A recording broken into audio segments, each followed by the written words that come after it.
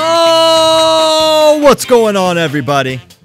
Welcome to episode 341 of FloWrestling Radio Live. I'm your host, Christian Piles, joined as always by my mainest man, Willie Saylor, who is coming at you from the Windy City itself. Yeah. The Sears, what is it? The Sears Center Arena in Hoffman Estates, technically, Illinois. Because, We got some guys rolling around. hey, weren't you, do you need to warm up NATO here? I think, yeah, I have to warm up NATO here in a couple minutes. This thing almost didn't get off the ground. I'm going to tell you, I went right from O'Hare into a, listen, I can't wait till this expense report goes through. $90 taxi ride. They said it was going to be $60. And then they said, time and a half. I don't know. It must be the holidays. 90? Now, $90. I'm sure they're going to love that. Oh my gosh. But I couldn't get on the internet. Real MVP of the show is Preston Michelson. I'm pretty sure he's the chancellor of Northwestern University. No, I think he works at IT or something, or maybe sports media. What did he do? He got me on the internet. Well, that is essential for most streaming shows, including this one. This is a big show. It's a special edition in many ways. It's on a Friday. We normally don't do Fridays. It's at 1 o'clock because we had to accommodate for Willie's flight schedule because he's at the Midlands, as you can see if you're watching this on the video component, which I highly recommend. So we have a lot to get into. One, would like to discuss some of the news, a couple of the changes in who's competing where. But man, we just got to go weight by weight the way I'm figuring it. But we got to do this one bite at a time. Big news today: Alec Pantelio down at 149. We kind of hypothesized about this after Pantelio lost to Will Luan 2 different times. We're like, you know what? Best team for Michigan. It involves him at 49 and maybe Luan going 57. But I'll walk that back somewhat because I don't think they have to have Luan at 57 for this to be the right move for Michigan. I mean, you're talking about a guy who goes to 149 where he is a clear contender for a title, and he simply is not that at 157 pounds. He's not beating Jason Nolf. Hayden Hidley beat him pretty soundly, and Ryan Deacon has emerged as, one of the 1 or 2 3 best guys at this weight. I think it's a really smart move for Pantelio to go down, and I think he's got a great shot to win the title. I'm not sure if I don't know. I'm not ready to say he's a favorite. I'll say this. I watched him wallop Matt Kolodzik like 3 times a year or 2 ago, and I haven't forgotten that. So, Willie, your thoughts on where does Pantelio stack up at 149 pounds?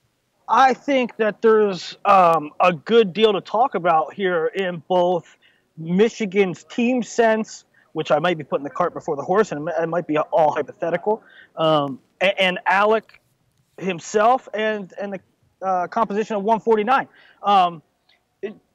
Alec's early season did not seem so strong, right? He had like a couple bumps in the road. Correct me if I'm wrong. Yeah.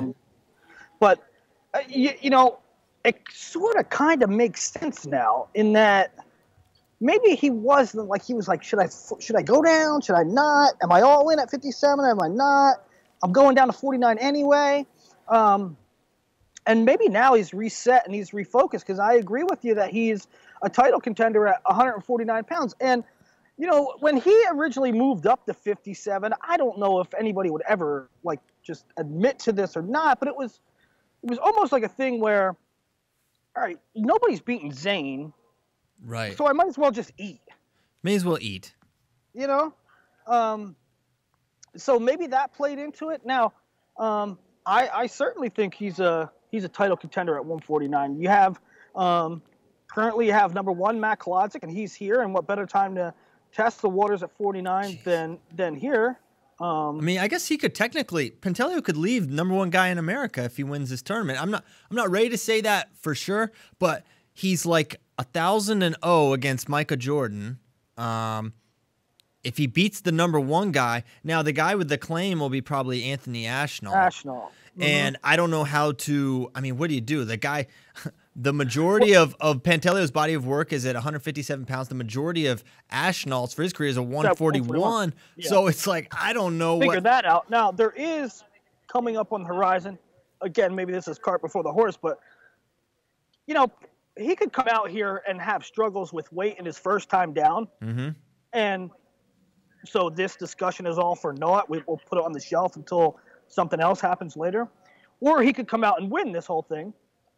And then you have the decision, Ashnall or Pantaleo. But there's a date coming up, Rutgers duels Princeton. So the Ashnall-Kolodzic thing will get settled there.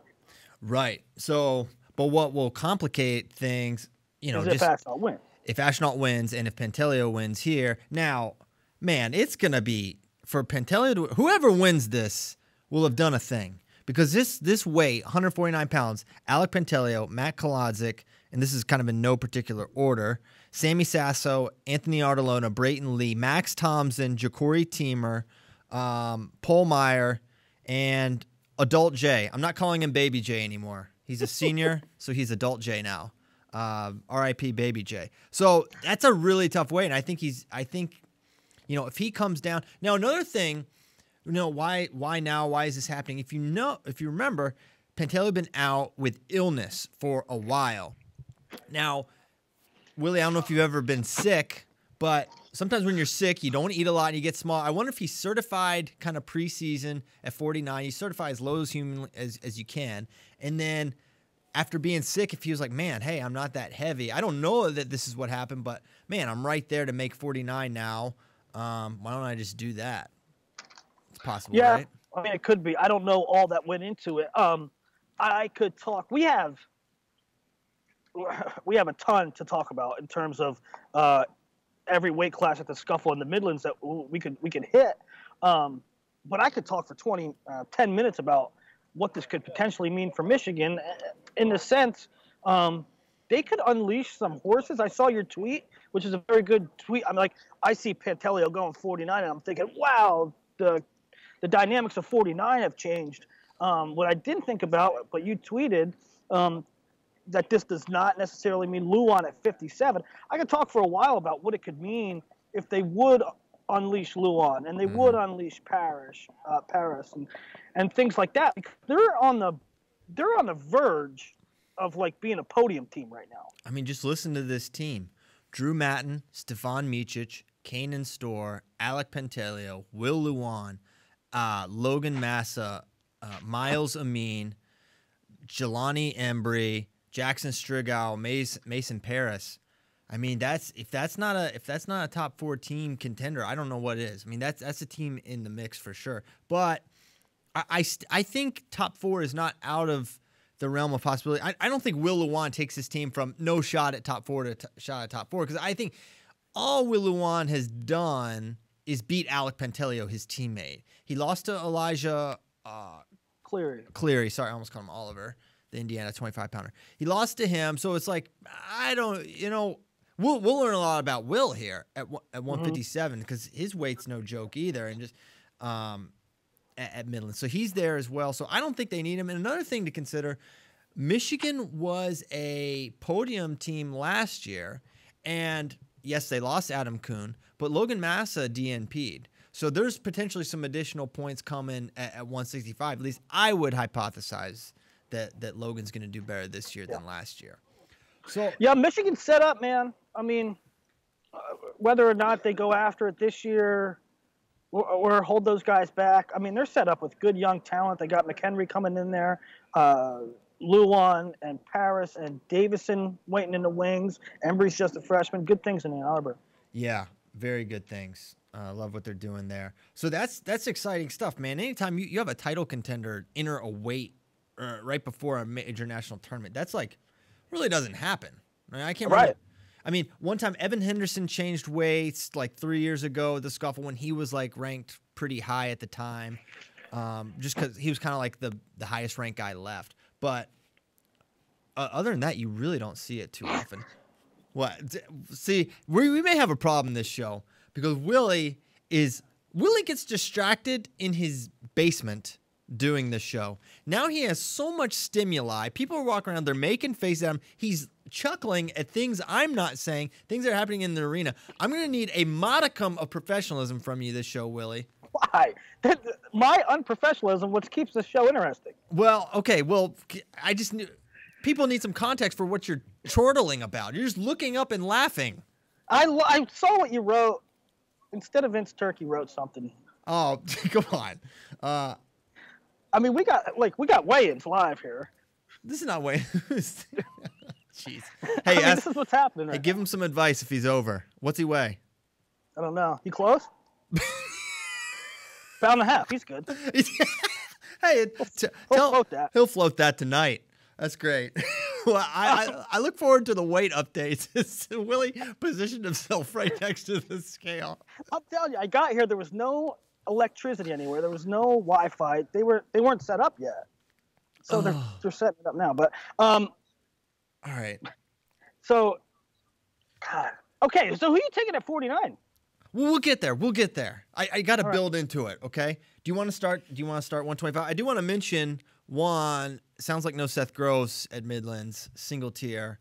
Unfortunate. Still battling the back injury. Hope the champ. That stinks. It really stinks. I mean, it's like not just from like the fan thing, but it's like, man, this guy's gonna try to be a 2-time champ, and injuries are clearly derailing this guy's season. And man, it just further it makes it so Dayton or Soriano are really set up to potentially win this weight, along with Stevan if Gross can't get healthy. Okay. So that all right, let's go weight by weight. Weight by weight. I think at some point we should consider talking about the Snyder Sadulayev discussion, because they're chirping back and forth at each other. What did that mean, Christian? Did Sadulayev's tweet mean I'm not wrestling? I don't know. I don't know what it meant. I think I thought it said something like we will not see each other before. I think it was Russian for like, this ain't it, Chief. Like, you don't want this. Like, why don't you not you shouldn't be gunning for me right now. I'll see you at the Worlds. I didn't take it as that he wasn't going though. This is an interesting thing. Like, the UWW is doing a good job because they're going to try to make it so that like entries and things like that are like solidified in advance, so that you kind of know. I mean, they made, and really, I don't know if this is the show to get into it, because it'll be just as relevant next Tuesday, or actually it'll be next Thursday when we do the show again, because I'll be at the Scuffle. We should have more substantive conversation about it, but just high level, love what UWW is doing. All the changes make sense. I love that they're getting rid of the allowances. No more allowances. Ben Askren doesn't like that. But is there a day 2 allowance? No, I think they're getting rid of it. All of it. I think it's great. Because recently, I mean, I would be okay with day 1 flat, day 2 allowance, but their allowances are insane. What's that? The allowances are too high. They give 2 kilos. That's yeah, no, I know, but I'd be down with flat 1 day and 1 kilo the next. But the ranking tournaments this year have been like 2 kilos day 1 and like whatever day 2. Yeah, it's like that's way too much. So we kind of talked around it, but Snyder's going to Urigan. He wants to wrestle Sadulayev. He's hoping for that match. I don't know if Sadulayev is or is not planning on going. Mike Mal has a connection with Sadulayev's coach, and like frequently like messages with him, and because the guy speaks, either he or someone he talks to speaks English. I don't know. He figured it out, and it sounds like it's not yet determined if he is or is not going, but it would be pretty freaking sick if those two wrestled at Urigan. Because I'm sorry to make this very international, but my gosh, it's like the 2 best wrestlers on earth are messaging each other over social media. We have to talk about this. It's like we got kind of denied an actual match at Worlds for whatever. I mean, you can say, hey, that's how it goes, and of course it is, and Sadulayev's earned his victory, but at the same time, man, I don't really know exactly where Snyder stacks up. I know he's behind him, but like, would he have got 10-0'd there? What would have happened? So I want to see the match just so I don't have to wait till September to find out again. Yeah, I mean, the 2 best pound for pound, perhaps, and you only get it once a year. Yeah, once a year. Sad. Okay, now I am ready. I'm ready to begin the weight by weight. Starting with Midlands. We're going to do Midlands and Scuffle. Hope you packed a lunch, ladies and gentlemen. Are we doing 125 Midlands and 125 Scuffle? Or No, going straight Midlands, straight Scuffle. Gotcha. Want to stay in that Chicago mindset. Okay, 125 is a really deep weight with names. Okay, there's only like one guy that can win the tournament, maybe two if you're really like Sebastian Rivera, but there's a lot of dudes. So I'll give a quick rundown of the contenders as I see it. Spencer Lee, Sebastian Rivera, Pat Glory, Ryan Milhoff, Connor Brown, Travis Pietrowski, Brandon Courtney, Nico Aguilar, and this kind of enters like the kind of freshman-y kind of fringe dudes. Nico Aguilar, Justin Mejia, Malik Heinzman, Skylar Petrie, Elijah Oliver, Joey Melendez. So excited for this weight. I think we'll see. I don't know how they're going to seed it. Actually, I don't think we'll see it.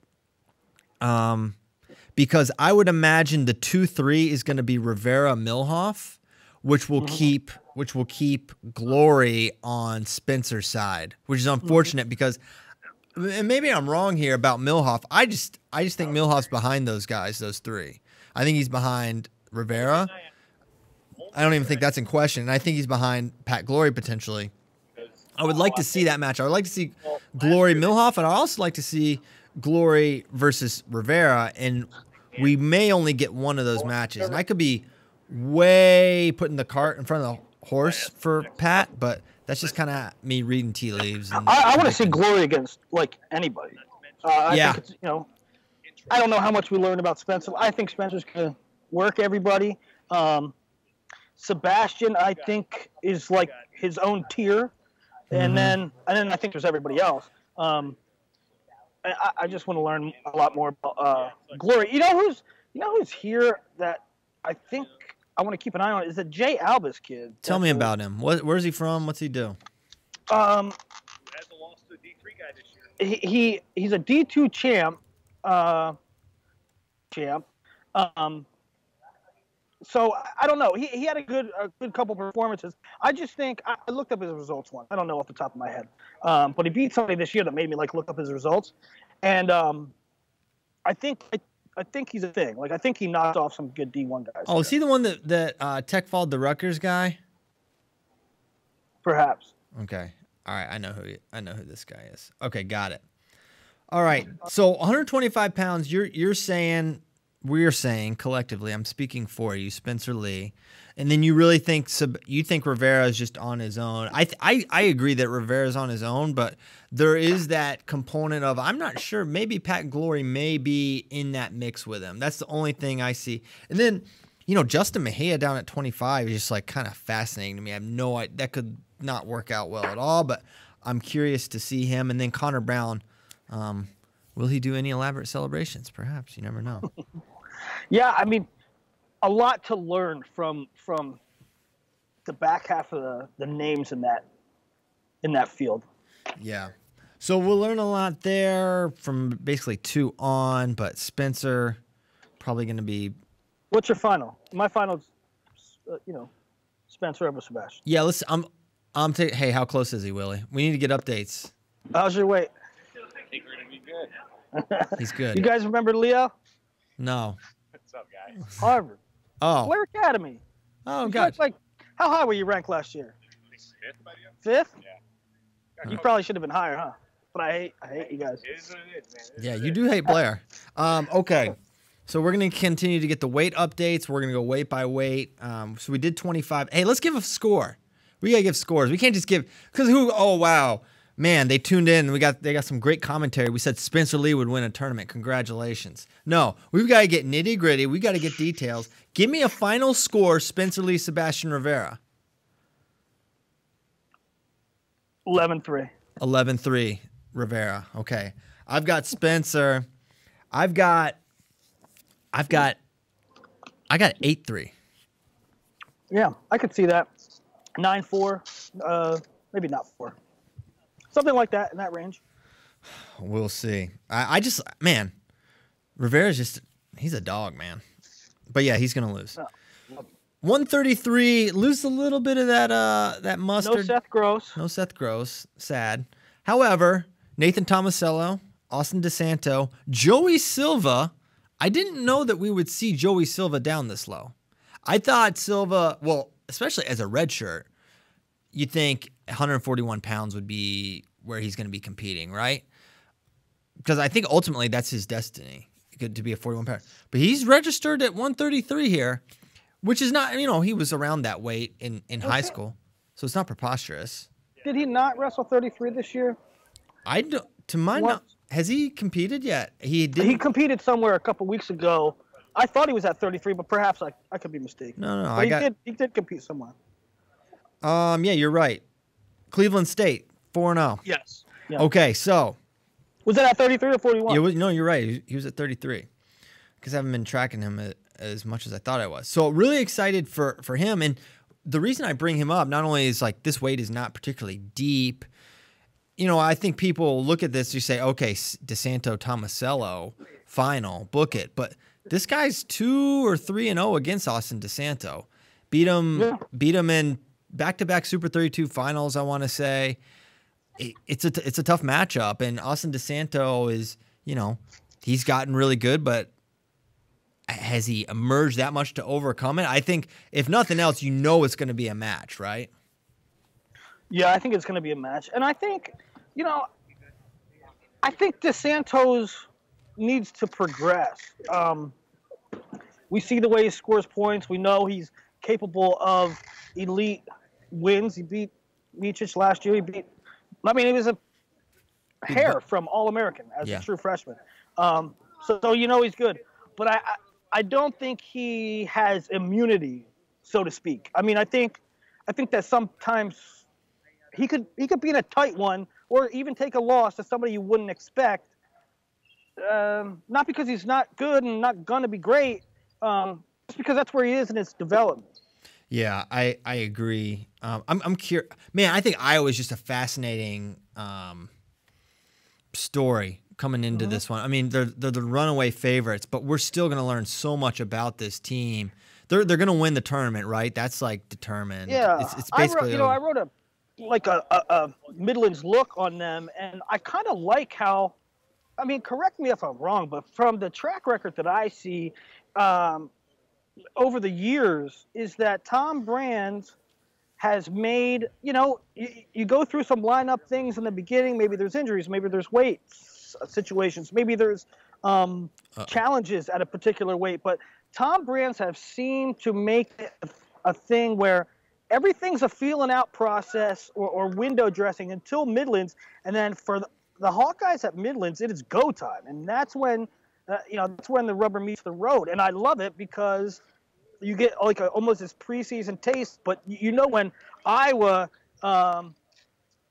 comes to Midlands, now they're all systems go. Yeah, and not only that, the stakes are high for the individuals themselves that are battling for. Vince Turk and Carter Happel are looking up at Max Murin, and they're going to have opportunity. They can win that weight. That weight is not great. If an Iowa guy wins that, you could say, hey, okay, 141 is theirs, right? So I think we're going to learn a lot there. We're going to learn a lot about Pat Lugo. Where does he fit? And I didn't even say his name when I was listing off 149 contenders. Somehow he didn't wind up in there. But Pat Lugo, definitely a contender to win this tournament. He beat Koladzic last year. Now, we haven't seen the optimized Pat Lugo yet, but that, man, they've had a singular focus on this Midlands date. I think we're going to get a different Pat Lugo at Midlands. I don't have any reason to believe that other than it's Iowa and Midlands is circled and highlighted, and they're going to be ready for it. Here's the thing about Pat Lugo to me is that it's not that he's sort of up and down, right? He beats Brandon Sorensen and then loses to who did he lose to from like Cal State Bakersfield or somebody, right? Rolfing. Yeah. So, to me, I don't know if it's so much that he's inconsistent. He's definitely inconsistent. Yeah, he's inconsistent. But his style makes it tough because he's just a take him down, let him up guy, right? Well, yeah, it's tough if you can't ride. I know. Yeah. Yeah, and if you have some bottom struggles, it's hard to win takedown tournaments, right? Just straight like that, and yeah, I think that's part of his issue. So we'll see. We'll see where he's at. It could go a lot of different ways for him because he's going to be tested in the first 2 rounds probably. There's going to be someone good. Just look at those names. There's 1, 2, 3, 4, 5, 6, 7, 8, 9, 10, 11 guys that I determined to be really relevant, viable guys. You had NATO. You had NATO beating Seth, right? I did. I had Seth, and now where you go, I mean, yeah, all the confidence in NATO. Yep. All the confidence in NATO to win this bracket. I don't know. I think DeSanto can beat a lot of guys. I just think NATO's like a terrible matchup for him. So, I mean, who do you have in the finals? What's your final? I'll pick DeSanto to make the final, provided he's opposite Tomasello, which he certainly should be.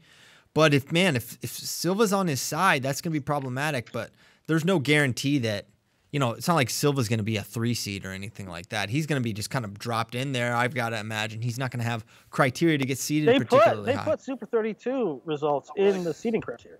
No. They can't. You know what, Willie? You laugh. I think they should. Call me crazy. You beat them twice. Well, it's not really the DeSanto thing, but if you're looking for.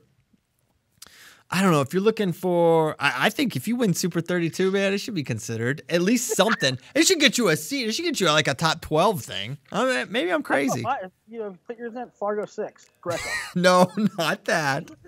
Why? Okay, well, I'm drawing the line because I'm the arbiter. I'm the arbiter. Fargo 6. There was 8 people in the bracket. No, I'm happy to be the arbiter of which high school results. I don't know. I don't even know. This is absurd, but I don't know who's going to be in the final. I think DeSanto gets knocked off by somebody. Oh my gosh! I think he takes like 3rd. I think DeSanto takes 3rd. Okay. Who beats him? I don't know. Who beats him? Garrett Pepple, maybe. You never know. No. Not Garrett Pepple. I ruled out Garrett Pepple, but anyone else could beat him.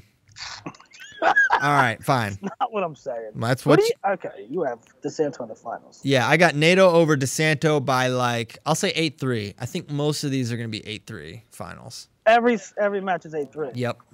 Just one way or the other. Which brings us to 141 pounds. We got Max Murin, Tristan Moran, Josh Albert, Ryan Prater from the most random Midlands entry maybe ever. Possibly. I was like, I'm so amazed. I tweeted this, but I have to say it. This guy is entering the weight he wrestled in collegiately in 2009. That right there, if that doesn't get you on the OW ballot, I don't know what will. It was at Christmas dinner, and they were like, "Hey, stuffing." He's like, "I got a tournament." Tournament? Ryan, you're 32. What are you talking about? No, That's Ryan awesome. Prater. I think it's awesome. Yeah, it's great. Navante Demison, Nathan Boston, Vince Turk, and Quinn Kinner. This is not.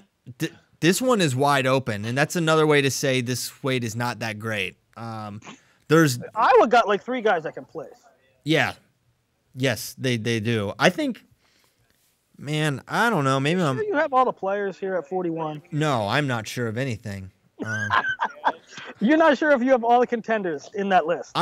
I was just like looking through it and putting the names down. Feel free to double check me on that. But those are listen, the Wi-Fi's so bad right now. I cannot open the list. All right, well, don't do anything here. I'll just do straight Daniel Nomad and read every name. Oh, Josh Maruka didn't make it in there. He should. Oh, Josh Heil.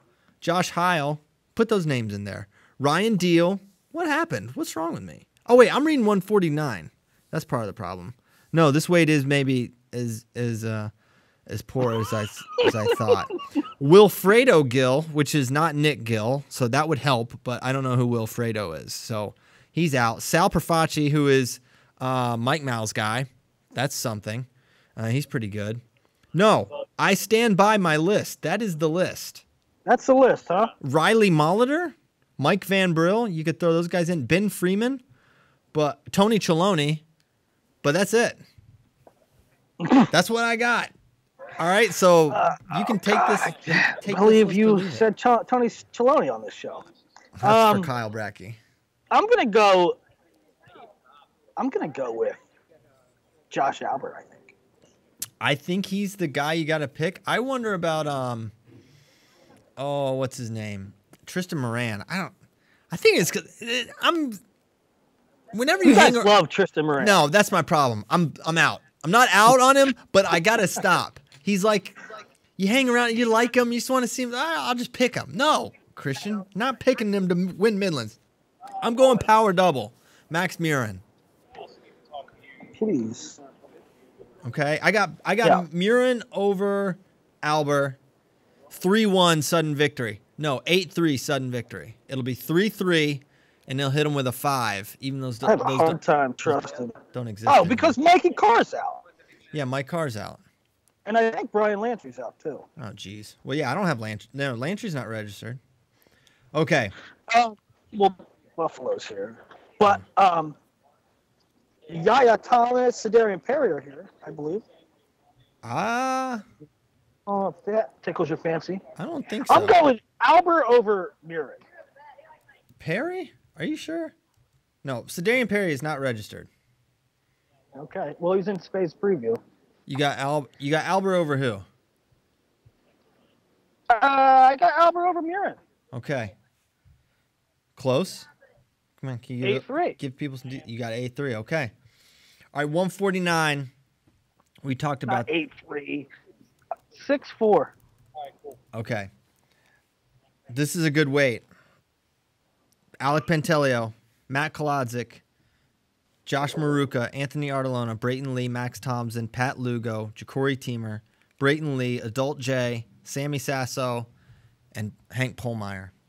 Now, boy, it's anytime you have a crazy weight like this, it's kind of wise just to chalk it and just go Kolodzik, best, most consistent guy.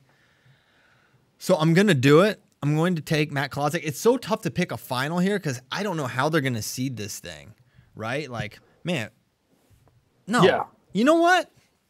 No, I am taking it. I'm not gonna do what you think. I'm not gonna switch it up on you. I'm not gonna go straight Willie and pick Pantelio.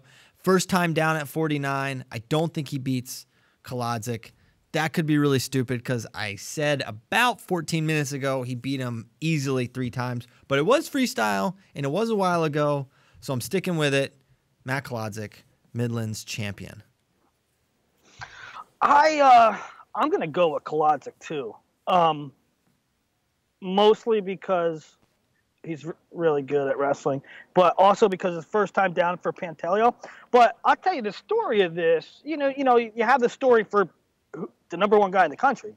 But the story could be these young bucks. Oh, man. I mean, Sammy Sasso, Brayton Lee. Ja'Cory. Ja'Cory Teamer. Yeah. I mean, that is... Oh, Anthony Artelona. There's 4 freshmen that are, like, nasty. They all... I think Anthony Artelona's great. Weren't all those guys ranked #1 at a different point in time? Sasso was. Yeah, Ja'Cory was. Brayton. Yeah, they were all ranked #1 in high school. That's hard to do. And they're all in the same way. And they're like, I don't know. And that's the thing. Are they...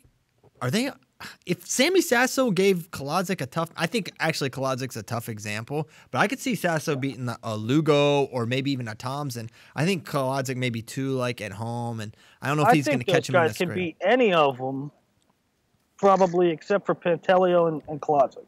Yeah.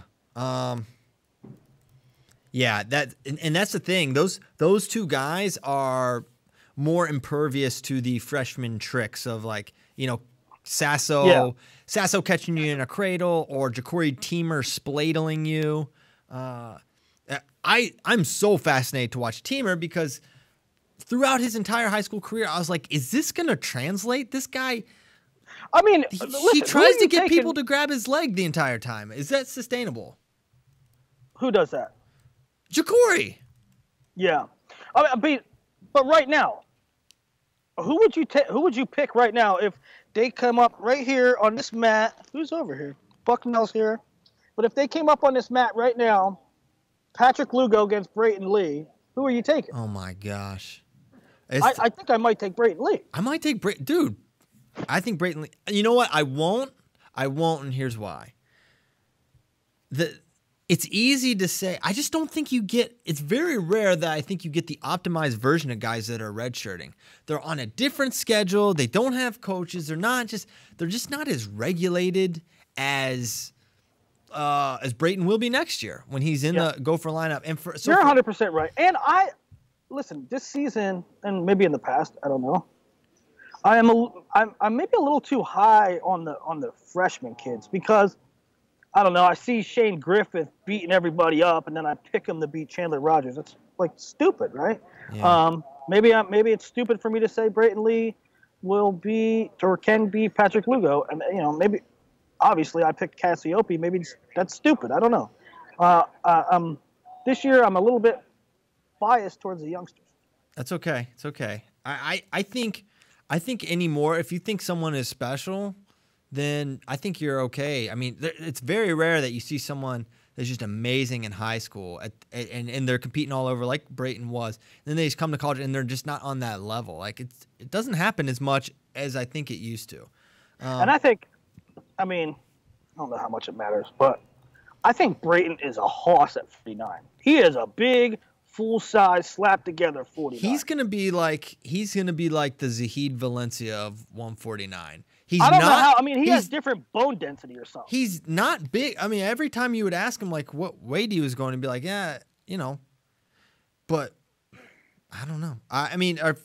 Just to get people up to speed and why I think you should maybe pump the brakes a little bit. He lost to Maruka 5'4" at 149. He lost to Jordan Shearer at Daktronics apparently 3-1. And then he lost to Chase Straw and David Carr up at 57. So he lost to Chase Straw. 7-6 barn burner. UNI Open. All right, pump the brakes a little. Hey, now that you're typing things in there, does Artelona have a loss? Yeah, he lost to Fine Silver 5-2 at Keystone.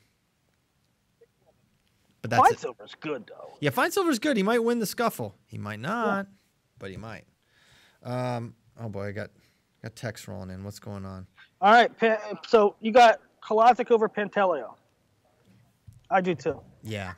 What does Patrick Lugo place? Man. Over under 5th. I'll say he's 4th. Okay. So I guess that's under. I think I picked him 5th. That in that preview thing. We will find out a lot. I mean 149. I have several best weights, indisputable best weights, but 149 is definitely the best weight. Is 149 the best weight of the entire week? That's what we'll get into. I will give you all the best weights, and then we'll figure out the best of the best weights. But this is definitely the best weight. 157. Oh boy, this is like this is the best weight. This is not the best weight. No one would ever say this is the best weight, but it is the property of one Ryan Deacon. He owns it. So we'll have Ryan Deacon. We will have Caleb Young, Christian Pagdaleo, Will Luan, Quincy Monday, coolest name in college wrestling according to Nomad. I'm not sure who else in there that's really in the mix. Elijah Cleary. If you say Will Luan, you should probably say Elijah Cleary since he beat him. John Van Brill, Xander Wick. But that's about all I'm seeing. Kendall Coleman's interesting, right, Willie? Yes, he is. He's interesting. That's it. But that's the way. Kendall Coleman and somebody else. No, maybe not. I'm DJ Shannon. So these are the guys I'm looking at. That's what I'm excited about. To me, Ryan Deacon is not going to be touched at any point in this tournament. I think it's his. That's it. Forget it. Good job. Now, who's going to get second? That'll depend largely on seeding, right? Yeah. I think you would have to think that Early and Young are the 2-3. Well, yeah. Where is Early in here? I'm going off a Space thingy. I don't think. No, Early's not. See, I don't think he's in there. Does Old Dominion go to this tournament? He has all the Old Dominion guys on here. All right. Well, I don't see that Larry Early. What about Alex Smith? Smythe. Oh, don't know. I don't know if he's coming. But let's get to the. I don't know if he's coming either. You need to look at that email that has all the entries. I'm looking at Space Preview. Well, stop looking at that. There's all these people in there not wrestling. I sent you the entries that have all the guys. I can't open it up. There's no internet. I don't even know how this is operating. You know what? For Christmas, I'm gonna get you a phone that has an email application, so you can check your email. Well, I'm not checking emails and text right now.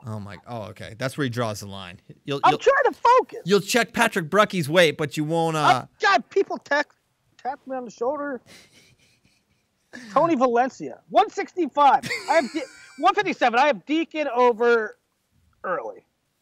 He was not wrestling. I think he's wrestling. He's really not. You have him in the document too. I wrote it in there just because you said it. He's not on the entry list. He's not coming. I got him over. I got Deacon. What are you doing? 165. You have Brand's right ? Yeah, right. Like, isn't Yes, he's entering. Yeah, Brand's right. 7. All right, so I got Deacon. Oh, look at special. We have special time. McNeil. Oh no! Get him. Hey, we won't. Tell him we only have 3 hours. That FloWrestling internet connection, unbelievable. 3 hours. McDonough, we only got 3 hours, buddy. So you gotta 3 hours. You gotta make it quick. Hey, how the Badgers doing, man? Badgers are doing great. We're here. We're ready to, freaking light the place up. You gonna light it up? Hey, how's Connor Brown doing? You been working on him on his celebration game or what? Do you ever see me celebrate? One time you did this. Flex and a woohoo. You had a pretty cool flex. I can tell him to flex. What are we on, Flo? Yeah, you're live, brother. Nice. All right. What are we talking about? What's the next question? We're talking about the Matt McDonough comeback. When's he gonna enter the 61 frame? I'm waiting for the Masters division. Beat up the old guys. We'll make sure Bader's in that bracket. Bader right now. Bader? Yeah, beat his tail. That's a good idea. Oh no. Yeah. Now we got the gladiator. Imagine. We're really jumping around. What's up, John? Yeah, that's CP. We're really jumping around. Put this in your I like it. Dude, I don't even know if this thing can fit. Oh man. What's up, CP? What's up, John So Reader? it's just How a you doing, party buddy? right now. Hey, we just rolled in town, big dog. We're ready to go. You ready? Yes, sir. How's Wick doing? Is he ready to roll? Both He's of them? ready to go, man. He's Oh, ready to yeah. go. All the boys are ready to go. They're ready for a war. Hey, did you get Hilger a haircut or nah? No, the lights are rolling. Dude, you take away Samson's hair, he loses all his power. Come on. All right. Hey, I'm just asking. We got to keep the hair around. Okay, keep the hair around. Well, hey, make sure these guys are on weight. I don't want anyone blowing weight. You tell them Matt McDonough made 125 for 4 years. There's no excuses, right? I tell them that, and they tell me I'm a lunatic, and that never happened. But, sometimes you just got to roll with the punches. Okay. Hey, have a good rest of your show. Hey, Go Badgers. Thanks, McDonough. All right, there you go. All right. These guys. Sometimes Matt McDonough and John Reader are on the show. Okay.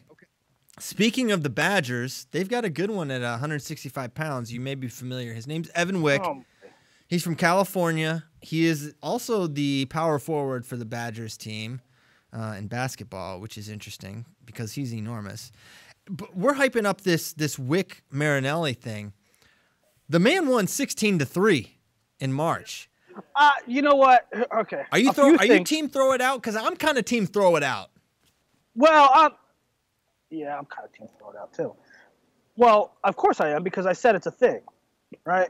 One guy doesn't win 16-3, and then I say it's a thing if I didn't throw it out. Okay. However, there's a couple things here. I said that, Christian, give me your guys that you've seen this season that look like they jumped levels. Because I'll give you 3. To me, that's like, wow, we knew he was good. He looks great. And that's Alex Marinelli. I have 3.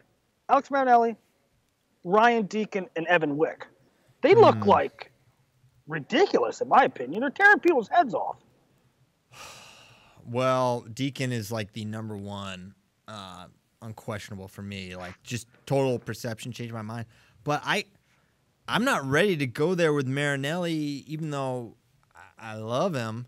It's like, here's the guy. He's wrestled. I know. Dude, he was smashing dudes like this last year, Willie. I know. It's just, I don't know. Eyeball. I just think he's risen. We will find out definitively. Yeah, we will. But you know what? I said that. You know what? By the same token, I said, hey, Kassar's a title contender when he beat up Kent State guy.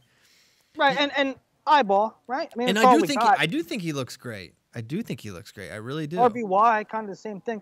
But I thought it was funny, just because fans. I posted a Twitter poll.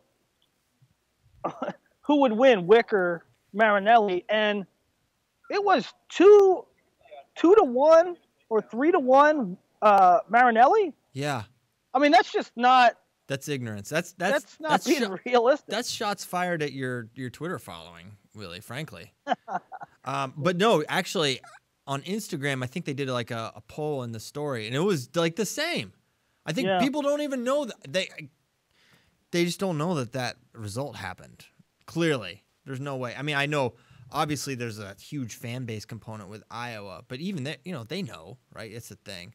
So I think it's going to be much closer. I think, Marinelli took him down. It was 3-3 into the second period, and then Wick got a takedown off his single leg and then just went cradle crazy, and that was it.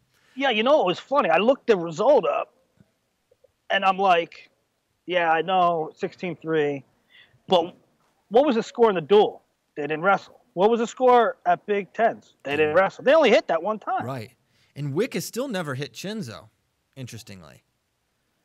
So there's a lot yet to learn about 65. I can't yet pick. I really flirted with picking, and I said I wouldn't make this pick till now because I really wanted to think about it for a while. But I just can't. Knowing that Wick is so on the path and so maniacally focused and on his way, I just can't pick someone to make up a 13-point jump without having some regression on the other side. I just don't see it. I think reality of that match in March, it was probably like a 5-point win, probably from Wick, and it just snowballed out of control backside last couple matches. So I think it was, I think like 2 to 3 point win because it's almost like the Dake thing. He's getting away from Marinelli, and I'm saying he's getting riding time. So I think he's up 2 right there, and they might be a wash on their feet. Now, if Marinelli's got to get it done on his feet, and I think he needs to go neutral, and I think he needs to be super offensive and aggressive. But, man, Evan Wick is good from neutral, and what I do like, where I think Marinelli matches up well is he's a really good finisher in that he finishes up high with it, right? He's not going to try to come out the back door against someone like Wick who's going to far ankle you and out scramble and use their length. He's going to get to the legs and he's going to treetop it. Oh, boy. He's going to do that, and I think he's going to be able to finish a lot more proficiently. Yeah, I don't know. Sometimes you get this information, you talk to a coach in the preseason, and he says, man, I'll tell you what. You say to him, hey, who should I watch out for today? Who's going to make strides this year? And they tell you, this guy and that guy. And sometimes it's true and sometimes it's not, right? They look good in the room, so the coach tells you that. So sometimes information like that is thumbs up, thumbs down. You don't know. But Evan Wick was a terror last year. He looks the part this year, and all you hear from people close to him is that he's like blinders. He is so focused. Yeah. So it's tough for me to pick against him here. So we've got him over Bull. I think it's closer. Anthony Valencia should not be discounted. I really want to watch Nelson Brands. Could Josh Shields? What Josh Shields and the Bull? You're taking the Bull, right? Yeah. Yeah. I am. I love Nelson Brands. I think he's going to place. Yeah, I do. Yeah. Gunther's ranked 16th. He beat him. Yeah, you're right. No. Okay. 174. Zahid Valencia, Taylor Lujan, Aaron Brooks, Ryan Christensen, Johnny Sebastian, Ethan Smith, and the dealership, Steve Bowman, Chevy Dodge, makes up the 174 contenders. In my mind, this is not a definitive list. This is my list. Hey, Bryce Steyer at 165 must be mentioned. He is quite good. And he will place for sure, but I don't think can beat the Marinellis and Wicks. I'll tell you, I was talking to Jay Weiss today. He says Josh Kim is going to be doing good things. Josh who? Josh Kim, 232 runner-up last year, freshman at Harvard. Sweet. So Go Harvard. I think he could be in the mix there to place at 65. Of course, with Steyer too. So 74. I mean Zahid, and then next topic, right? But what in that group do you like to come out to meet him in the finals? Man, I really think that Aaron Brooks is the second best wrestler at this weight. I really do. I don't have a lot to substantiate that in terms of D1 data. He has won 2 opens, albeit weaker opens, especially relative to the Midlands. Just his weights weren't exactly loaded. But, man, I don't know. For me, I just can't unsee what he was able to do at juniors last year and you know, the way he was able to beat guys. I'm like, man, I know it's freestyle and you can say it's different. And, yeah, okay, of course. Well, we know. Yeah, I think he is okay with everybody in this field because he can make it a takedown tournament, and that's fine. I mean, he's not going to lose a takedown differential to any of these guys. Except Taylor Lujan with his mat wrestling and scrambling is the one that I could see maybe tricking him a little bit. Yeah, and that's a folk style specialist guy. You know, he's hitting standing Petersons. He's got all these throws and stuff. If Brooks, you know, that's the match, right? I hope that's a 2-3. Unfortunately, oh shoot, now we got Bono. There's the captain. So with that being factored in, I don't know where Brooks falls in this bracket. I'm really hopeful that he's opposite Zahid because I do think those are 2 best guys. Although there's nothing to merit keeping him opposite. So I don't know what's going to happen. But Brooks is my guy to get second there. I think he's the next in the line of transcendent Penn State guys. I think he's going to be a multiple NCAA champion. And for that reason, I think he's going to do it. But, you know, Lujan and Christensen, that's a super seasoned, savvy, veteran D1 dude. And he's good on top. He's good in all 3 positions. That's the kind of guy where I could see he gets a ride going, could be tough. And Brooks needs to keep it neutral, in my opinion, unless he's just like Kyle Snyder, good on bottom right out the gate, which very few guys are. Okay. Agreed. Who do you have getting second? I will go Zahid. Man, I'll go Zahid. I'll go Zahid Brooks. But I think Lujan is a really tricky wrestler. Oh, he's so tricky. Yeah, I've got the same as I mentioned. All right, now here's the thing. I asked someone, is this a thing? Someone whose mind I respect far more than mine. And this person said Zahid by 4,000. I don't think Brooks is that outclassed by now. He could, if he gets like cradled or like caught in a scramble or like ridden into the dirt. But I think from neutral, I don't think he's that far behind Zahid. I think it's like a 8-3 maybe, perhaps kind of win, like where he's not in the mix, but he's gonna win. Willie's not even listening to me. I hope you're listening at home. I'm listening to you.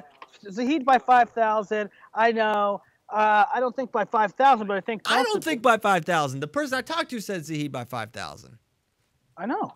Okay. I was listening because I was listening. Thanks, man. So I think comfortably. Okay, you could put a number on it.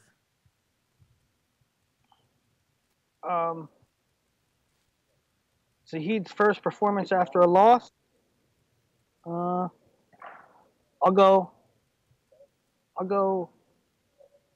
8-3. That's what I said. All right. It is. Yeah, I said 8-3. I thought you were listening. All right, 184. Drew Foster, Cordell Norfleet, Bitcoin, Gavin Hoffman. I'm sure I missed some now that I'm realizing, but I think that's about it. Lafregola. That's pretty much. Jack Jessen is interesting. Hoffman I mentioned. Mason Reinhardt. Yeah, that's about it. I kind of got. I really like Drew Foster. Yes, Australian for wrestling.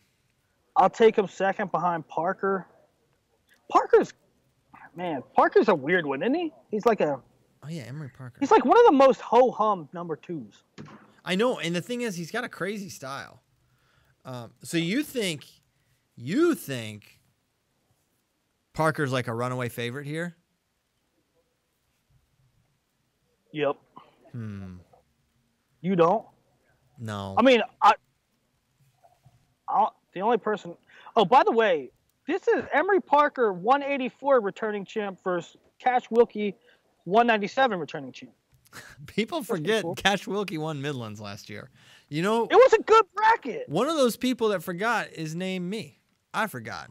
I did not. That bracket was good. It was Jacob Warner, Patrick Brucky. Yeah, he beat Brucky. Daggone it. Jacob Smith. Okay, so Emery's been having some squeakers. He had a 5-3 with Wisman, 5-2 with Danny Bush. He had a real tight one with Gavin Hoffman, 5-4. We haven't seen him since, well, he wrestled at December 7th after missing Vegas. I'm just, I don't know. You know, he lost to Ness last year. He lost to Vince. He lost to Nickel. I'll allow that one. And Ricky Robertson. So no, I don't think he's that far removed from a Drew Foster type of guy, personally.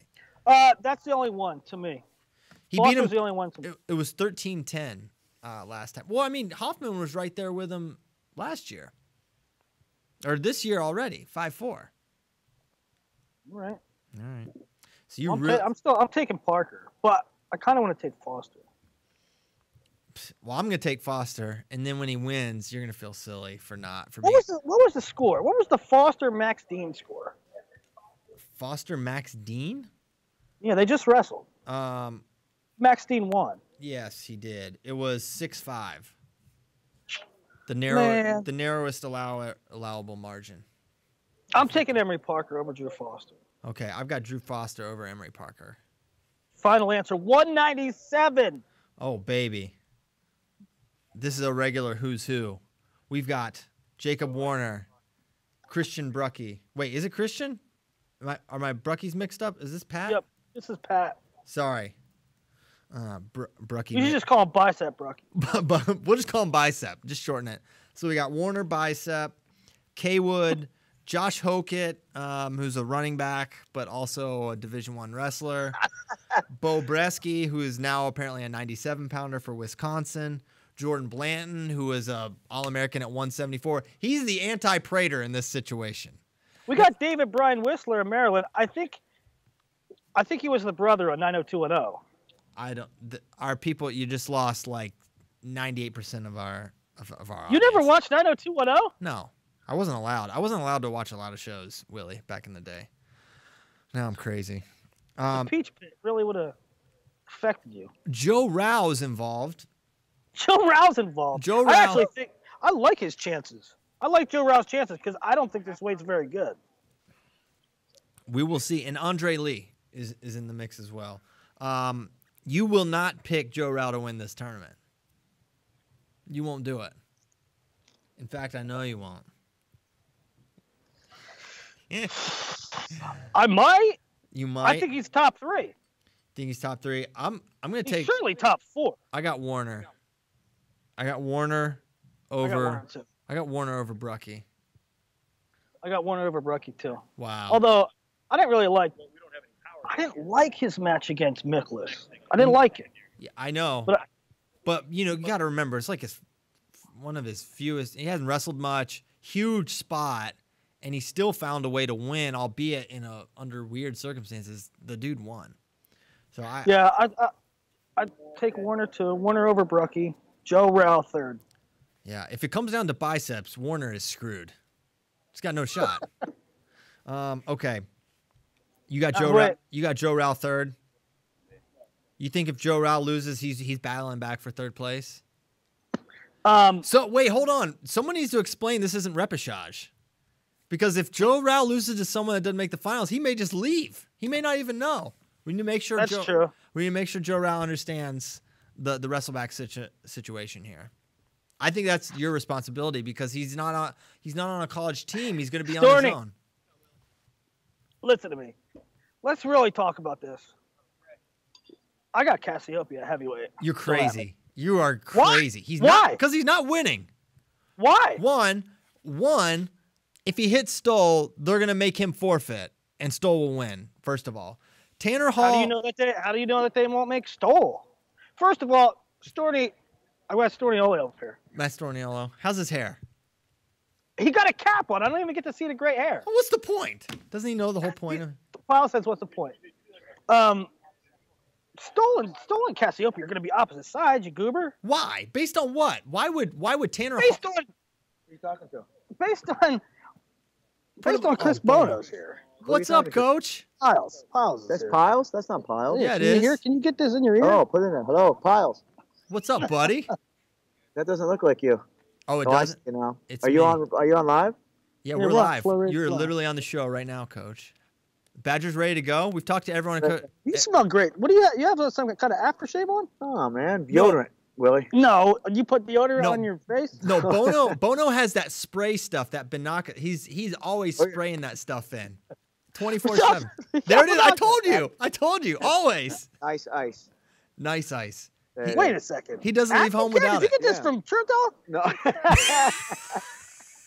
All right, I'll see you guys. Goodbye. Here you go. See, you scared him off with the church towel comment, Willie. Hey, is the Wisconsin trainer not available? We've talked to everyone else. I know. Where's Where's right. Ron Dane? Okay. You are crazy. Tony Why Cass. am I crazy? I will bet you. I might be crazy. It might be stupid. He's not winning this tournament. Is he good enough to? Yeah, I think he is. It's not happening. Can you go over the contenders here? Are you telling me that Cassiopea's not as good as Trent Hilger, who's the third highest ranked guy in the field? I bet you. I'm not saying Hilger over Cassiope, but I'm telling you, Hilger can beat him. I think Tanner Hall can beat him. I think Yusuf Hamida can beat him. I think Sam Stoll. We're talking about heavyweight here. There's a lot of 1-point matches. That's why I'm taking Cassiope. Go ahead.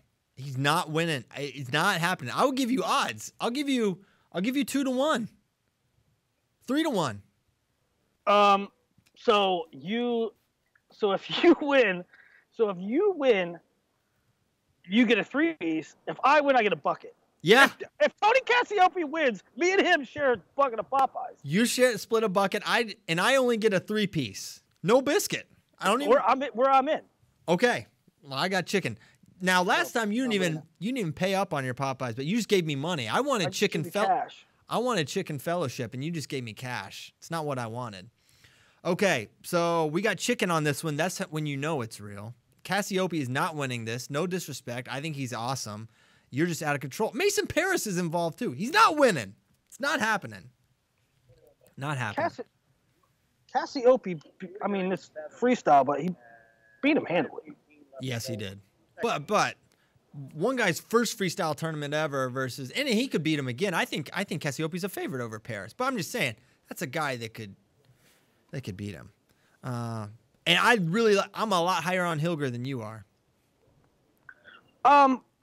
I like Hilger. No, you I like Hilger a lot, but you're telling me that Cassiope can't beat him? Of course he can beat him. But all right, let me ask you this. I know what you're playing here. You're playing Cassiope. The odds for him to go through all these guys is tough. Granted. But can Cassiope beat Conan Jennings? Okay, yeah. Can he beat Tanner Hall? Maybe. Maybe not. Can Cassiope beat Matt Stencil? Yes. Can Cassiope beat Jake Gunning? Yes, that's a hard match. Can match. Cassiope beat Hilger? Yes, that's a very hard match. Can Cassiope beat Yusuf Hamida? Yes, very tough. I mean, that's the field. Yeah. I think. Now, I get what you're saying. It's tough to run that road. I get it. It's a deep bracket for a freshman. Okay, point taken. I just think I would take him in all those individual matchups. I'll say this. I think he's more likely to be outside the top 3 than win it. Maybe even outside. I really believe that. I don't think there's. I mean, if he takes 5th, I'm not surprised. If he loses to 2 of these guys, I just think if you put Cassiope and you line him up, confident. This guy, that guy, I take Cassiope in every matchup. All right. Is this because when he tech fouled Brandon Metz? No. Brandon Metz told them to tech him. This happened. Did we ever make that public? I don't think so. So, guys, Brandon Metz at somewhere, it might have been a junior trials. It was in Rochester, Minnesota. Brandon Metz told him to gut him or leg lace him. He hurt his leg. He hurt his leg in a lace, and he got put back down, forced parterre. And we are basically positive. He gets up and he says something to Cassiope, and Cassiope just kind of nods his head, and he just guts him, and he's going to roll it and gets tagged. We are almost positive. We can't prove it that he asked him to. He said, "Gut me, don't lace." Yeah, I'll go over. I can't prove it, but we're pretty sure that's what happened. All right, scuffle. Let's get to the Noog, Chattanooga, Tennessee. Well, wait, let's put a bow on Midlands for crying out loud. I think Iowa's going to win. Shocking. But who gets second? Is Wisconsin in the mix here to get second place? Am I high on Badger Max right now? I don't know. Yeah, they can take second. Okay.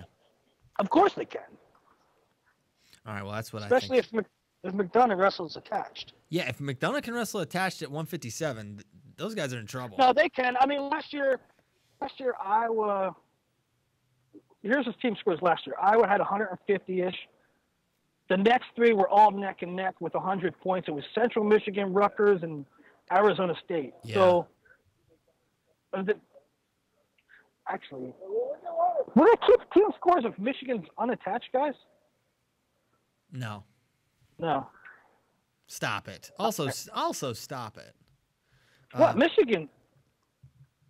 No, I guess maybe not. No, definitely not. Because they So wouldn't. Wisconsin, yeah. Who we got out here now? Before Hey, we I make don't the know, but your transition? internet, your feed's getting worse. I don't know if you need to close some tabs, Willie, but it's getting a little choppy. Rutgers is here now. No, they're not. Okay, they're not. I can't control. Listen, dude, I can't control the internet. Okay, well, you can control control the clock. you can control your focus and focus right now on the Southern Scuffle, not Joe Pollard status. Okay, 125 pounds. We've got Nick Piccinini. Hey, listen. Nick Piccinini, Rico Montoya, Brody Teskey, Shakur Laney, Paxton Rose, and Jacob Camacho. Those are the contenders as I see it at 125 pounds. Willie, how do you see it? Pitch, right? Yeah. Pitch, and then I'm really excited to see Teskey. It's his first competition of the year. We haven't watched him yet. Well, how much? I mean, Roman Bravo Young comes out the gate. He's like tooling people up. I don't think Teskey's going to be doing that. But, man, you look at this weight. You're looking for a number 2. I don't think it's going to be Teskey, but you can't say it won't be him considering, Rico Montoya. We don't know what he is at 125 pounds yet. And there's, Shakur Laney's not making weight. I'm not sure. That guy's making the Penn State room. So if Roman Bravo Young, we said it a million times, he was having, he was decisioning most people with a pulse in high school, and he comes out and he's lighting up the scoreboard as 6 months later. Maybe Teskey is that. Maybe he's not. I wouldn't be surprised, but I'm going to go Montoya or Camacho. Really? Okay. So we're talking. Everyone's got Pitch. Pitch is going to win this weight, almost assuredly.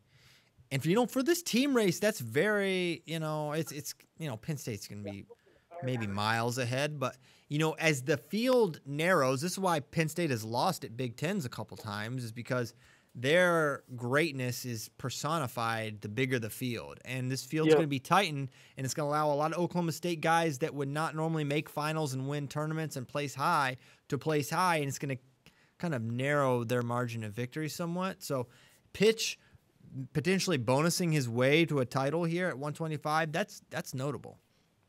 Mm-hmm. Yes, sir.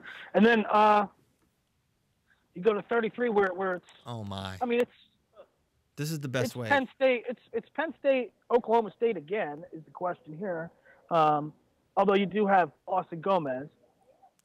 This may not be the best weight, but is the best match. Dayton RBY is the match. And you know what? That's like, if I'm Austin Gomez and you hear that, you're like, okay, really? I'm not a factor here. No, I think he is for sure, but what I've seen from Any Dayton. intel? You get the brackets yet? Any intel on how they might seed this? I know we pined about it or put our opinion, talked about it a couple episodes ago, but Any more thought here or knowledge? Or I feel very confident that Dayton and Gomez will be RBY and Gomez will be the 2-3, and Dayton will be the 1. So, okay. just based on who's entered, I feel good about that. Now, all right, Dayton RBY. Who's gonna win? What's the score? So you have RBY. So you have RBY over Gomez. I do. In the semi. Yes. Yeah, I did too. I do too. I think that RBY. I mean, RBY's leg attacks are good and are probably more consistent and reliable. That I take RBY in that situation. RBY Dayton. I'm going Dayton. I am too, and I think it's going to be potentially the mat that he wins it on. I think maybe he gets a ride out and gets away. That wouldn't surprise me. If he scores from neutral, I don't know if he hits a pass by on him. You know, we haven't seen as many of those from Dayton. Well, okay, that's a good point. I just thought of that, like this right the second before you said it. We haven't seen a whole lot of Dayton neutral offense because a whole lot of guys aren't. I don't know if there's a whole lot of action against him. But RBY is going to wrestle him. RBY will wrestle him. So that could open up some of his ducks and drags and those types of things. And so I don't know. I think it might be possible that we see him score more points on an RBY than, Montori Bridges, but there wasn't as much action. Yeah, I don't know. I don't, and that'll be the thing. What I was going to say is, if RBY's getting to legs, I could see Dayton scoring off a counter there. His leg, he's been at Reno, who's shooting this single leg to his opponent's left is really nice, like a post, almost like a high crotch, knee pull thing. And it looked really good. But one thing we've seen is is that going to convert against the top level guys? And that's what I'm not quite sure of yet with Dayton. He's fantastic. I think he's going to win. He can win in a lot of different ways, and I think maybe we'll see him flex a little bit of his mat skills here. Yeah, I agree. Do you think – I mean, part of the reason I take Dayton is even as prolific as RBY has looked this year, I mean, people don't take Dayton down. No, they don't. I mean, guys aren't getting to his legs hardly. I mean, Montori did, but not many guys are getting in either. He's tough to get to. All right, so I got Dayton over RBY, and so do you? Yes, we do. Close, though. It's definitely a thing. Yeah. 141, sure. And from basically this weight to 184, 197, there's a fine silver. So just pretend every list I say, there's also a fine silver involved. So Nick Lee, Cade Brock, Real Woods, Ian Parker, Nick Gill, and a fine silver. So this one immediately kind of pairs down to Nick Lee, Cade Brock in your mind, perception-wise. But I see some potential. If Cade Brock is Reno Cade Brock, there's Nick Gill's a problem there.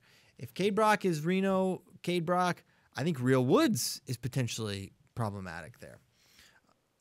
But if Cade Brock is optimized Cade Brock, then I think he wins this thing. And so basically you're playing this game of what version of someone do I get, whereas I could just pick Nick Lee, and I know he has been basically the same guy for 2 years now. Most of the time, though, when you're like, I don't know which Cade Brock we're going to get, which Patrick Lugo you're going to get, I don't know which this guy we're going to get. Most of the time, that's bad. That's a bad indication. Yeah. So I'm not, he's losing to good guys. I mean, Sam Turner's good. I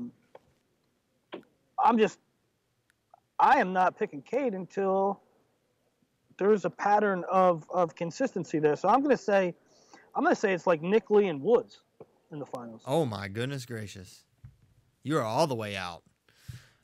No, I just think. I mean, that's not all the way out. I think Woods is awesome. Yeah, you got a true freshman beating him.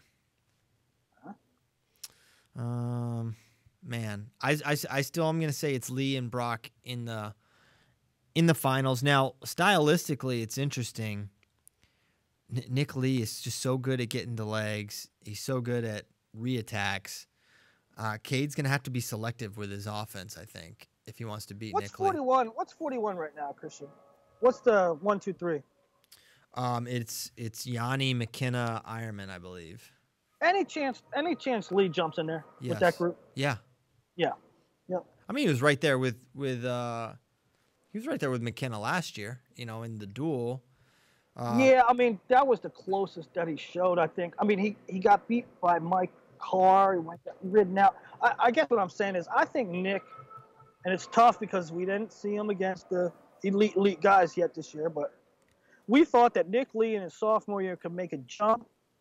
I think we're seeing that, but he hasn't hit the elite guys yet. I think he could be in that tier. His massive knee brace worries me a little bit. Hopefully there's nothing going on there, but that is a little concerning. However, yeah, I do think he can jump in.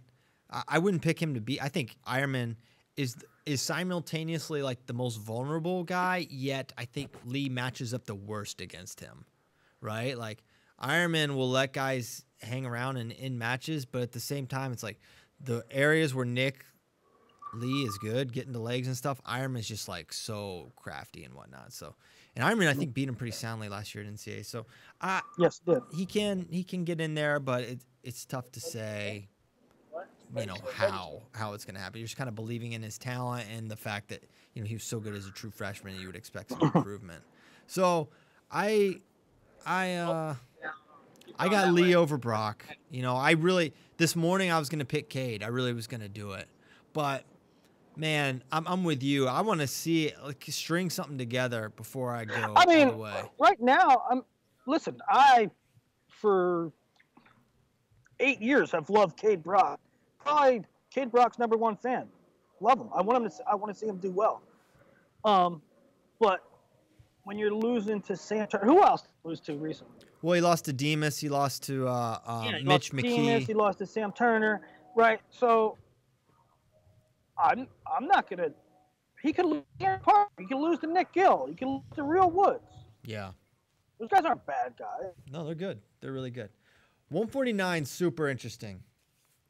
Brady Berge, Caden Gefeller, Mitch Feinsilver, Jared Verclaren, Jared Prince, Russell Rolfing, Matt Zavistowski. Those are the guys I view as contenders there. Another potential Oklahoma State Penn State final, but I think the favorite and probable 1 seed is going to be Mitch Feinsilver, even though Gefeller won this tournament last year. It was at 141. I think Feinsilver's the favorite. Like him a lot. Part of me wants to pick G. I'm all over the place here. I'm really having a hard time getting a read on this weight class and where Mitch Feinsilver really fits here. And then, I think about Gefeller, and then I don't know why I shouldn't even consider this at all. But just remembering G losing to Verclaren at who's #1, it's kind of like stuck in my mind. Like he was totally shut down there. It was so strange. So is that a thing? Didn't G beat him last year? They were in different weights. Okay. Maybe in freestyle. I'll tell you this. Running the event, running who's #1, I got to, you're around the kids a lot. G was not in shape. Mm-mm. He did not train for that. He was a mess. Got it. Okay. I'm taking G versus Feinsilver in the finals. So, and who you got winning? I don't know. I'll Feinsilver. I'll go G. I'll go Caden back to back. I want to pick G as well. I feel like I'm being a Feinsilver hater a little bit here because I think that. There's nothing wrong with. Well, I mean, what's G ranked? I don't know. You got to be ranked sort of high. Feinsilver's like 7. Right. He's 11th right now. He's undefeated. He's wrestled really well. Yeah, I don't know, man. It's tough. Feinsilver lost to Austin O'Connor as well as Ashnault this year.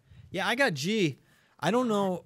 And Bergie's a real wild card here, man. Like I will agree with you 100%. I mean, you're being honest, saying you're trying to let this weight sort of shake out before you make any definitive things. It's tough, right? It's like nobody separated themselves. I mean, Bergie could absolutely win this weight. It's just I didn't like his activity against Maruka, and it's going to be a 2-day weigh-in. 2-day weigh-in, yeah, that is definitely notable. Also, it's not just activity level; it's just like stylistically, the guy doesn't generate offense. But he has maybe the best reattacks at the weight. Like his go behind stuff is insanely good, and it has been for a while. His feet are so fast getting to the angle, and he can go both ways. He can go right and left. I really like him. I like him a lot, but I just don't think he's there yet. I'm not ready to that style. And the reason you don't pick guys to win tournaments, it's like it's hard to Jason Surtis it. We've seen it like one time, a guy that just like lived and died in tiebreakers and really close matches and won NCAAs and or even win tough tournaments. It's just a tough way to make a living. So I'm going Gefeller here. Probably stupid, but I will do dumber. So you're G over Feinstein. We both have that. Yeah. Yeah. All right, 57. Who will Jason Nolf wrestle in the finals? Who will Jason Nolf wrestle in the finals is a good question. Well, that music is loud. Holy smokes. Jason Nolf, David Carr, Paul Fox, Quentin Hovis, Andrew Shomers is the crew there. That is not inspirational. This just sounds like a Jason Nolf highlight waiting to happen. Oh man, I gotta pick a finalist here. I'll say David Carr. I'll say David Carr too. I'm waiting for a day. Maybe it'll never come. I'm waiting for a day Hovis does something. I am too. He was good. I know. I liked him a lot in high school, but we'll see. Geez, what if Carr and Hovis wrestled again? Holy smokes. But yeah, probably on paper, Fox should be the 2 seed here and be the guy, but I don't know. I mean, Shomers is solid. I'm saying Carr just because Carr is definitely the second most talented guy, and when I'm like a little bit unsure, I'll just choose talent, and he may not be there yet. I'll go same. But he's probably gonna get pinned or teched by Jason Nolf because that is. Oh, I thought you meant before that. 165. Dude, this has got to be up there with one of the best weights, right? This is definitely the best weight. Vincenzo Joseph, Chance Marsteller, Mekhi Lewis, Chandler Rogers. Then on the fringes, you've got Mason Manville, who he might have wrestled folk style recently, but I don't remember it. Mason Manville. And Tyler Marinelli. But that big. He did wrestle somewhere. He did wrestle. He wrestled at the Jonathan Kalust Bearcat Open. He lost to Womack and Trent Hidley. So that was a tough bracket. But that was at 74. Now he's down at 65, his fighting weight. Oh, so it's the big four here, though. Chenzo, Marsteller, Mekhi Lewis, Chandler Rogers. And I think kind of pare that down. It's probably Chenzo, Marsteller. But Marsteller, they hit last year. That was a close match, right? Both were really close. Both were really close. Twice. Mm-hmm. They wrestled twice. Marsteller won. Marsteller beat Lewis, and then I think lost to Steyer. Yeah. So who you got? You got Chenzo? Man, I see Chenzo Marsteller so badly. There's a lot of. I don't think. Yeah, that's what I got. I got Chenzo over Marsteller. I got Chenzo over Marsteller. 4-2 win for Vincenzo. Who you got third in that group? I'll take Mekhi. I really like him. I think he gets third. We'll see. Chandler Rogers, kind of like they're just not sure what we're getting with him. He looks good. He sometimes doesn't look good. He lost to. I mean, maybe I'm making too much of an Ashworth loss because Ashworth is truly, really, really, really good. But I think Mekhi matches up well against Chandler. All right. Okay, now from 174 up, we have a Dupre in every single weight class, I'm pretty sure. So we had the fine silvers from like 41 to 84. Now we've got the Dupre family, 74 up in this weight. And we also have Mark Hall, David McFadden, Joe Smith, Jacoby Smith, Marcus Coleman, and Trent Hidley. This one is spicy. This is also the best weight. Another best weight. Yes.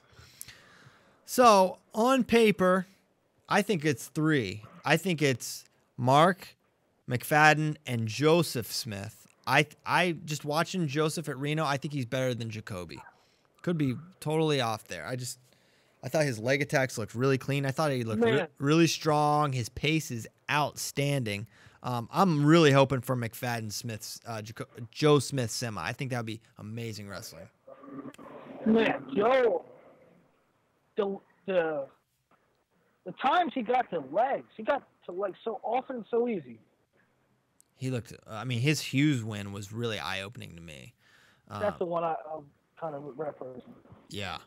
So I really, man, I kind of think he can go with a McFadden. Now, McFadden's going to give him troubles with his scrambles. We've seen scramblers can give Joseph some problems. And then, Mark Hall's a totally different problem. So I think you can safely say, okay, it's McFadden and Hall here. And I believe that. But, man, I think Joe can go with both of those guys on his feet. Well, the tough thing here, Christian, is maybe you said this and I missed it. It's a 2-3. Who gets the 2-3? Who has to go 4 on the side with Mark? Yeah, that's the question. I think Joseph gets the 4. I think Jacoby, as a returning All-American, will get the nod over Joseph, a All-American a couple years ago who didn't wrestle last year. Obviously, if he had beaten him at Reno, it would have sorted that out, but that didn't happen. And that's fine. I mean, I think that's one. But to me, just as a fan, the matchup, I want McFadden and Joe Smith. I know. I don't think you're going to get it unless it's. I know. Unless it's backside. I just think that's how you have to see it. Maybe, I don't know. Maybe I can work on the Cedars, try to influence them to make Joe a 3. But who are you taking? Who are you taking in the finals? I got Mark over McFadden. That's pretty chalky. But man, I'm not picking against Mark Hall. I know that much, and I'm not confident to pick anyone to beat David McFadden. That guy is just a straight up winner. If it's winnable, he wins. Is kind of my mindset. I don't think Mark Hall's winnable, so he's not going to win. I think I'm gonna go that route too. I'm gonna go that route too. And I got like 5-2 for Mark over McFadden. Yeah. Okay. I'm with you. You're with me. I'm excited to watch Trent Hidley at this weight. He's exciting. We'll see where he's at. I really like Marcus Coleman too, but we'll see. Okay, another Dupre at 184. This is Lou. We got Shakur Rashid, Joel Shapiro, Sammy Colbrake, Chris Weiler, and Hunter Boland. This weight is not great because no Zach Savatsky, at least as far as I could tell. He was not on the registration list, which is unfortunate because I would love to see him versus Shakur, but we won't get to. But we will get Dupre Rashid, I believe, if they're opposite each other. And I don't think we need to belabor the point here unless you've got some radical take. I've got Shakur over Lou Dupre comfortably. Yeah, I'm with you too. Although I like a little bit what I see out of Shapiro, but I don't think quite yet. Kind of weird to me that Weiler went down to 84, but I mean, ultimately when we're making picks, I'm going Rashid. Yeah, I don't get it. Okay. 197. Kind of a deep weight, but it's Bo Nickel's property. This is his. But Bo Nickel, obligatory Dupre, Dakota Gear, Stephen Loazo, Willie Miklas, Tom Slay, Nathan Traxler, Randall Diabe, Andrew Marsden, the GOAT, and Jacob Seeley. So, tough weight, good weight. Who's number 2 here? I think on paper you say it's Willie Miklas. He should be seeded second. Although I think him and Gear is a real thing. If Gear can somehow get seated on the same side as Miklas, I wouldn't be surprised to see him emerge. But I think Willie's the guy here. I think too. I don't want to pick the same as you. I'll pick I'll pick Gear. I think Gear's problems. I do too. But he's obviously not a full 97. I don't think that matters, man. I really don't think that matters. I mean, maybe it doesn't. Maybe it doesn't. I'm gonna go Gear. I like he's been wrestling really high pace. He's a bugger on top. I'll go Gear. It's not beyond the realm. It's not an upset that I'm like raising an eyebrow to. I picked against Miklas a lot, and it's burnt me on time to time. I just see him getting it done here. He's got a lot of ways to win. He makes a lot of mistakes still, but man, he's really good. So I'm going with him. I think Nickel. Oh my God. What? You put Chris Penn in the dock. Yeah. At heavyweight. Okay, we'll get there. Kassar, Derek White, Billy Miller, Nick Nevels, Chris Penn, Matt Voss, G. Grimm. Chris Penn, of course, is Cornelius Putnam, according to Willie. That's right. I mean, everybody's taking Castle, right? I guess, yeah. I mean, you can't pick. I mean, Nevels is here, and I mean, to me, it's Derek White is the question. Like, can he?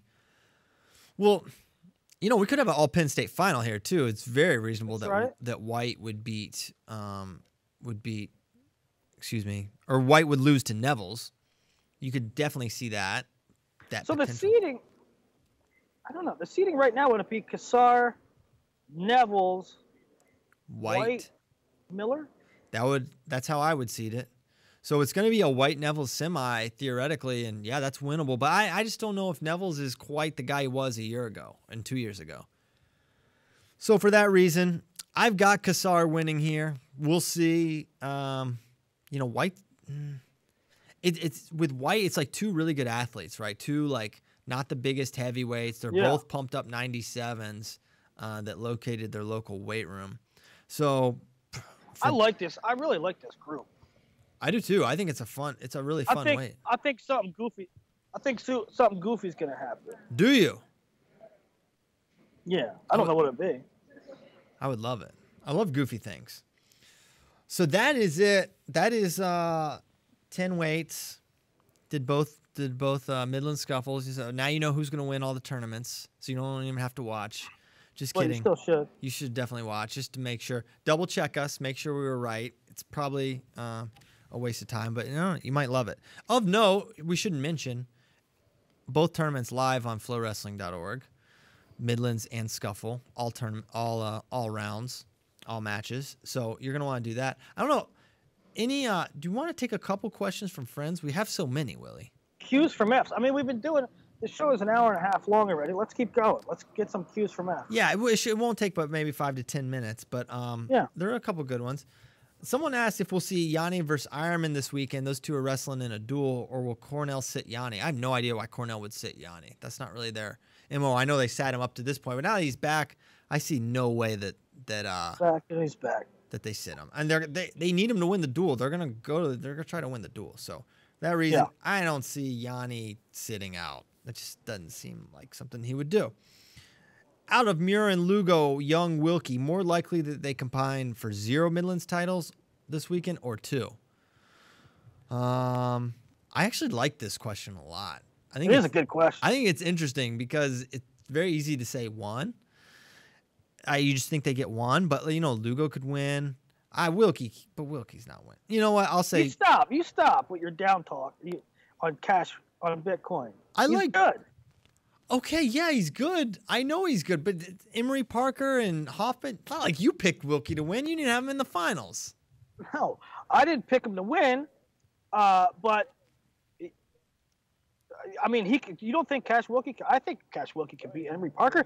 He beat freaking Brucky last year, and Thing, and Warner, and Thing. All right. I'll say the answer is 0. The answer is 0. Okay, so we come to the same conclusion. More likely, Lugo's not winning. Yeah, not likely. Okay. Do I have the Midlands and Scuffle brackets earlier? Is that only for NCAs? Yes, I have them already, but I won't release Midlands brackets till around 5. To round 5. Brock Desert. Brock Desert's funny. What type of light bulb is the worst to crash into? I'll defer to Willie here. Which light bulb? I'm gonna go halogen. It's got to be the halogen bulb, right? Yeah. Yep. They have odd stuff in them. Is Spencer Lee's armbar illegal sometimes? I don't know. Armbar, that is one of the things where I don't know the rule because they stop it so much when they should. And I'm like, well, wait, is that against the, was it, and they call it potentially dangerous. They don't call it illegal. I'll say it's legal. Sometimes It's so stupid. I don't like it. I don't like how There much they needs to stop it. be, they were talking about this on the mat.com the other day on one of their message boards, and I don't know what to do about it.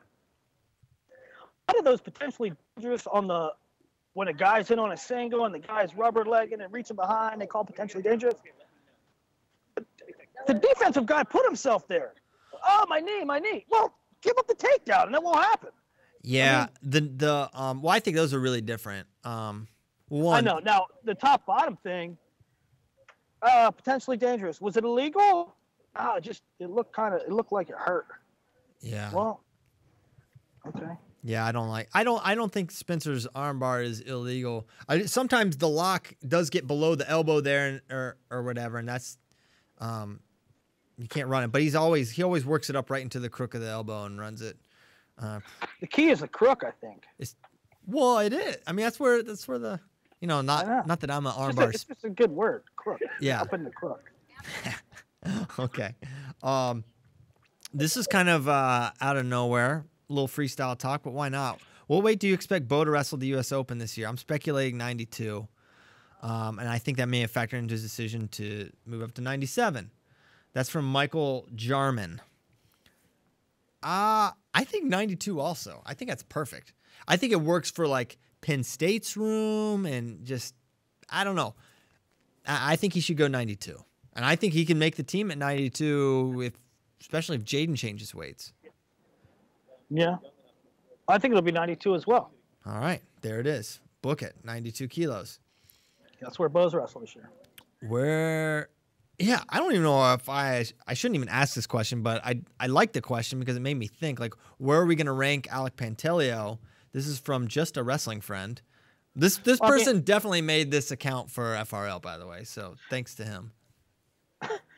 The good thing about it is you're not off the like. It would have been a real struggle where to put Alec Pantaleo if they dueled. Oh yeah. If they would have. If his first appearance at 149 was a duel against Wisconsin, South Dakota State or something, I don't know, somewhere where there's no judge, there's no judgment to be had. He comes here, I mean, he'll have data. Yeah, that's a great point. I don't even have to put my name on anything because Midlands will happen and then it'll be a lot easier to rank him. Although he is anchored by I would put him third if I had to rank him right now behind Kolodzik, Ashnault, but in front of Micah Jordan because he's beaten Micah Jordan, as we mentioned several times. Yeah. Micah Jordan's got to be like crap. This is not good. Okay, it's 2:41 now here in beautiful Austin, Texas. We've been treated to some delightful weather here, Willie. You're missing out. But I think it's time we go. An hour 41 minutes. Are you being sarcastic? Didn't it flood yesterday? It just rained during the night. It was beautiful all day yesterday. But yes, our parking lot is designed to flood. I don't want people to believe that like it was really that much rain. It's a bowl with like a little drainage hole that it's not enough. So it's designed to flood. Willie's distracted. We have to go anyways. What is that? They're playing the music, Willie. I'm powerless. You guys start. End the show. We're in the show is now over. Thank you to A6. Thank you to you. Thank you even to LJ for starting the music. LJ. LJ's probably got some lunch to eat. He's getting ready for Midlands. Those brackets will be out tonight. Check those out on Flow Arena. And we will be back to do this show next Thursday. Next Tuesday, I will be in Chattanooga, Tennessee. So you'll be watching the Scuffle, not listening to me. Actually, you might be, because I'll be calling matches. Anyways, I time might to change go. my flight up. I might go right here, right to The nuke. Hey, we're ready for you, Willie. Thanks a lot, guys. We will see you next time.